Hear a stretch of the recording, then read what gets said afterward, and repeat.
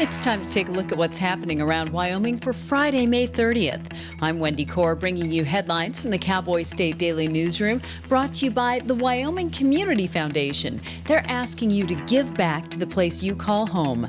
5 to Thrive is your opportunity to leave a legacy for generations to come. Support the community nonprofits you care about with a gift through the Wyoming Community Foundation. Visit wycf.org to learn more.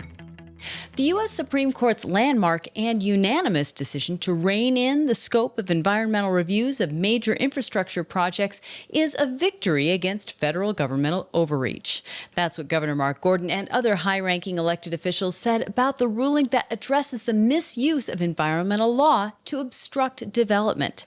Cowboy State Daily's David Madison reports that the case centered on an 88-mile railroad line proposed in northeastern Utah's Uinta Basin that would connect the oil-rich region to the national freight rail network. When the court decided that it was okay to limit the scope of environmental reviews of major infrastructure projects, the governor says this is a welcome decision and fits exactly with my longstanding belief that NEPA, which is the Environmental Policy Act, has been co-opted to obstruct development whenever and wherever. Its valuable use as a tool to understand the environmental impacts of a proposed actions has been diminished. And so he sees this court decision as affirming what he's felt for a long time. The court stressed that federal agencies deserve substantial deference in determining the scope and content of environmental impact statements, and that courts should not, quote, micromanage those agency choices so long as they fall within a broad zone of reasonableness. The trend toward tougher enforcement of English language requirements for commercial truck drivers intensified Thursday when Wyoming's U.S. House representative introduced a bill to make it a federal law. Long-standing federal rules already say commercial truck drivers must speak enough English to read road signs, converse with the general public, and keep their logs. But a 2016 Obama-era federal memorandum eroded those rules by instructing highway truck inspectors not to pull non-English-speaking truck drivers off the roads. Cowboy State Daily's Claire McFarland reports that President Donald Trump in April ordered his Department of Transportation Secretary Sean Duffy to rescind that rule. Trump said, we're going to look into some of these foreign CDLs. We're going to revive English language proficiency. And then the DOT acted on that order. And now Representative Harriet Hageman of Wyoming is working to put it in federal law. It's already in federal rules that Trump unburdened with his order because they were eroded by a memorandum. In announcing the bill, Hageman referenced a 2017 crash in which a distracted, non-English-speaking truck driver killed an 18-year-old man. The bill's title is Connor's Law. Well, just as Wyoming Republican Party leaders dropped its lawsuit against the Laramie County clerk, they launched a counter-argument in another case. In this case, the party is being sued on claims it cheated its own election processes. Claire McFarland reports that the Wyoming Republican Party, its state central committee, and its controversial dispute resolution committee are slated to attend a June 10th scheduling conference in a lawsuit that a handful of Hot Springs County Republican Party members filed against them last month.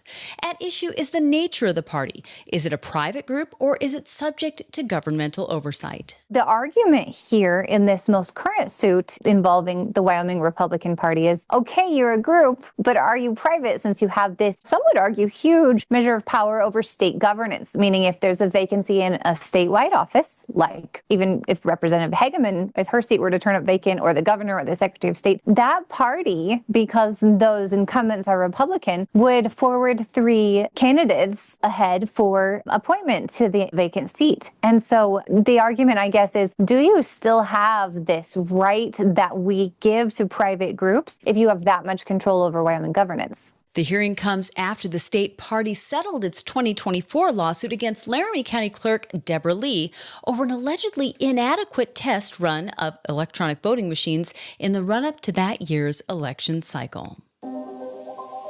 The Bureau of Land Management plans to proceed with the roundup of nearly 3,000 Mustangs in central Wyoming, including rare curly-haired horses, despite a case against the roundup still pending in federal court. In a process that could take years to complete, the BLM plans to remove all free-roaming horses from the Great Divide Basin, Salt Wells Creek herds, along with a portion of the Adobe Town Mustang herd.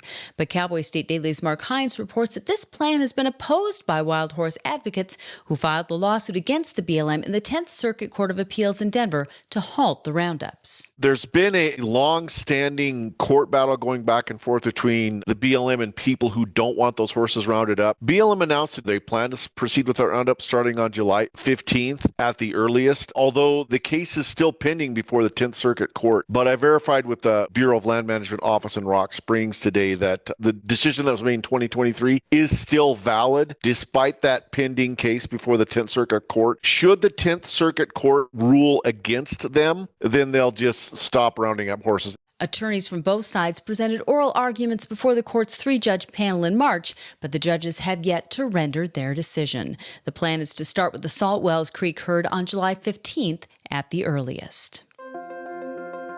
And now let's take a look at today's weather with Cowboy State Daily meteorologist Don Day. As we head through today and the upcoming weekend, it's a forecast I think a lot of you are going to like. Statewide, it's going to be pretty warm with a mix of clouds and sun. 70 and 80 degree temperatures will be found across the state. Occasionally, some thunderstorms will pop up. We're calling these garden variety showers and storms. They won't be widespread, but near the higher terrain, an afternoon shower or thunderstorm or two is going to be a possibility. After the weekend, changes are coming. Next week, we have a strong cold front coming in Sunday night and Monday. Monday and Tuesday will bring cooler temperatures. Showers and thunderstorms are going to be possible. Monday could even bring some severe thunderstorms to far eastern areas of the state. But the forecast for the rest of the week and the weekend looks great. But do be ready for those changes in the weather early next week. You can get Don's full forecast on the Cowboy State Daily website. I'll be back in just 15 seconds with more news. They want to know if we received a relay call before? Yes, go ahead. We need to have a party catered. When you receive a relay call, someone who is deaf, hard of hearing, deafblind, or has a speech disability is calling you. It could be the most important call of the day. The dizzying super collider pace of energy investment in Wyoming, especially nuclear, is bringing waves of new faces into the state. It's happening so fast that state trade associations and industry insiders find it hard to keep up.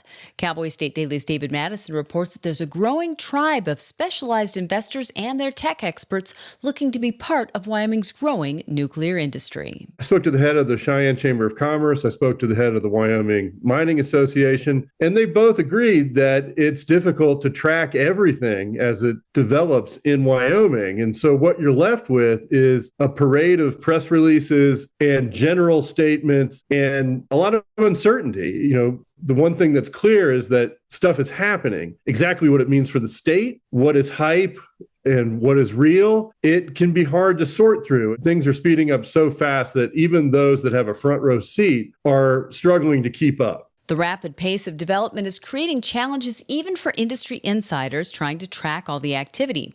Even Travis Detai, the executive director of the Wyoming Mining Association, admits he sometimes struggles to follow along. He said the interest right now, especially with the president's executive orders, is to put a focus on developing our nuclear industry at home. An earthquake that struck the Hayden Valley area of Yellowstone National Park on Monday evening rattled the nerves of humans on the scene, but grizzlies that were there were completely unbothered. That's what one wildlife photographer told Outdoors reporter Mark Hines.